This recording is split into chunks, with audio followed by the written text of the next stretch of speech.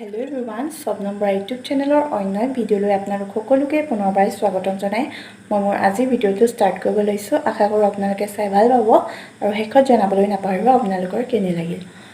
এইখিনিতে এটা কথা কওঁ, বৰ্তমান যিটো কৰোণাৰ চিটুৱেশ্যন, এইটো সময়ত আপোনালোকে হয়তো জানেই চাগে, এইটো সময়ত সকলোৱে ষ্ট্ৰীম লৈছেই আৰু যিসকলে নাই লোৱা মই সেইসকলৰ মেইনলি কৈছোঁ কথাটো। ইলেক্ট্ৰিকেল যোনটো ষ্ট্ৰীমাৰ হয় সেইটো প্ৰায়ভাগৰে ঘৰতে আছেই নিশ্চয়, আৰু যিসকলৰ সেইটো নাই তেওঁলোকে ঘৰতে কেনেদৰে ষ্ট্ৰীম ল'ব মই সেই বিষয়ে আপোনালোকক আজি দেখাম। তাৰ বাবে আপোনালোকে ভিডিঅ'টো আগলৈ চাই থাকিব লাগিব। বলক তেনেহ'লে পলম নকৰি ভিডিঅ'ৰ বাকীখিনি অংশলৈ যাওঁ। আৰু ষ্ট্ৰীম ল'বৰ বাবে মই ৰেডি কৰি লৈছোঁ 2 পিচমান আদা, এনেদৰে সৰু সৰুকৈ কাটি লৈছোঁ, কেইটামান গোটা জালুক লৈছোঁ আৰু কেইখিলামান লৈছোঁ মহানিমৰ পাত। এইখিনি মই অলপ থেতেলিয়াই লওঁ, গুড়ি কৰি পিচি নলওঁ। আৰু এখন চচপেন এনেদৰে গৰম কৰি পানী ইয়াতে গৰম কৰি লৈছোঁ আৰু ইয়াতে মই এইখিনি এড কৰি দিছোঁ। এইখিনি মই 10 পৰা 15 মিনিট সময় ভালদৰে উতল আহিবলৈ দিম। যিমানেই বেছি গৰম হয় সিমানেই ভাল। এয়া হৈ গৈছে মোৰ। এতিয়া মই উতল অহাৰ পাছত এইখিনি এটা বাচনত কাঢ়ি ল'লোঁ, ষ্টীলৰ মাগ এটাত।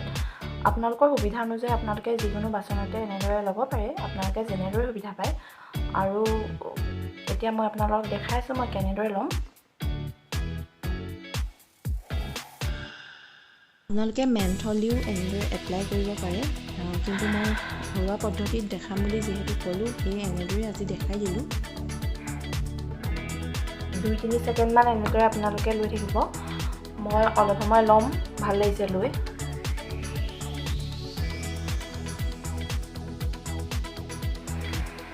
বেছি দেৰি মই টানিব পৰা নাই, আপোনালোকে চেষ্টা কৰিব কিমান সময় টানিব পাৰে। যিমান সময় টানিব পাৰে সিমানেই ভাল।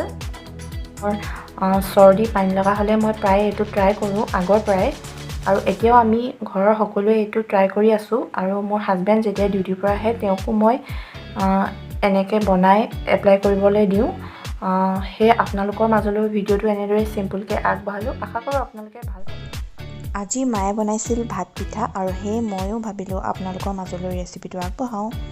ইয়াৰ বাবে আপোনালোকে আটাৰ এটা লাডু বনাই ল'ব, ৰুটি বনাবলৈ লোৱাৰ দৰে। তাতে অলপ নিমখো এড কৰি ল'ব, আৰু এনেদৰে আপোনালোকে পিহনা এখন ল'ব আৰু কেৰাহী গৰম কৰি তাতে পানী এড কৰি দিব। আৰু যেতিয়া পানীখিনি কুহুমীয়া হ'বলৈ আৰম্ভ কৰিব তেতিয়া এনেদৰে পিহি দিব। চাওক আমাৰ ভাত পিঠাৰ শ্বেপটো কিমান বেছি ধুনীয়া হৈছে।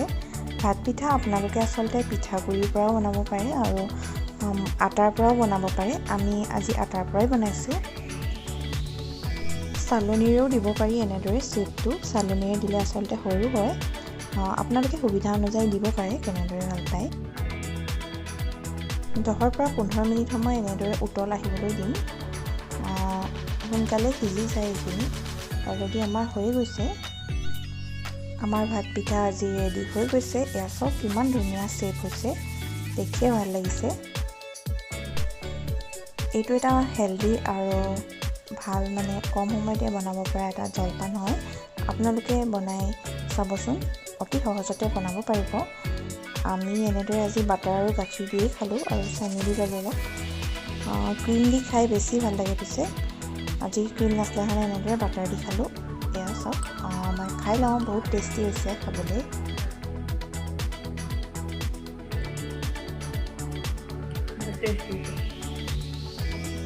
খাবলৈ ন পিঠাগুড়িটোও ভাল লাগে, কিন্তু আটাটো মোৰ বেছি ভাল লাগে। পিছবেলা বৰমাহঁত আহিছিল, বহুত দিনৰ মূৰত যিহেতু আহিছে, সেয়ে মই আৰু মা মিলি ৰুটি আৰু মাংস বনালোঁ। এয়া তাই মনে মনে ভিডিঅ'টো শ্বুট কৰি থৈছিল, সেয়ে মই এড কৰি আপোনালোকৰ লগতো শ্বেয়াৰ কৰি দিলোঁ। এয়া মই বনোৱা মাংস, মায়ে ৰুটি বনালে, আৰু আচাৰ আৰু আমৰ জাম। সেই গাইজ, এতিয়া বাজিছে ইভিনিং 3:30 হৈ গ'ল। আৰু মই কৈছিলোঁ আপোনালোকক আমাৰ ঘৰলৈ আহিছিল বৰমাহঁত, বেছি দূৰ নহয়, ওচৰতে ঘৰটো। এনেকৈ মানুহ আহি থাকিলে ভালো লাগে নহয় জানো। তেওঁলোক গ'ল এতিয়া, আৰু ময়ো কাম বন কৰি আজৰি হৈ আহিলোঁ বাৰু। আৰু ভাবিছোঁ আজি ভিডিঅ'টো ইমানতে সামৰণি মাৰি দিওঁ। আৰু যদিহে মোৰ ভিডিঅ'টো চাই আপোনালোকৰ আজি ভাল লাগিলে তেন্তে please like, comment and share কৰিব। আৰু মোৰ চেনেললৈ যদি আপোনালোক নতুনকৈ ভিজিট কৰিছে তেতিয়াহ'লে চেনেলটো প্লিজ ছাবস্ক্ৰাইব নকৰাকৈ নাযাব আৰু কাষতে থকা বেল আইকনটো প্ৰেছ কৰি অল কৰি দিব যাতে মোৰ আহিবলগীয়া সকলোখিনি ভিডিঅ'ৰ নটিফিকেশ্যন আপোনালোকে সহজতে পোৱাত সহায় হয়। ভিডিঅ'টো শেষৰ বাৰলৈকে চাই থকাৰ বাবে বহুত বহুত ধন্যবাদ আপোনালোকক।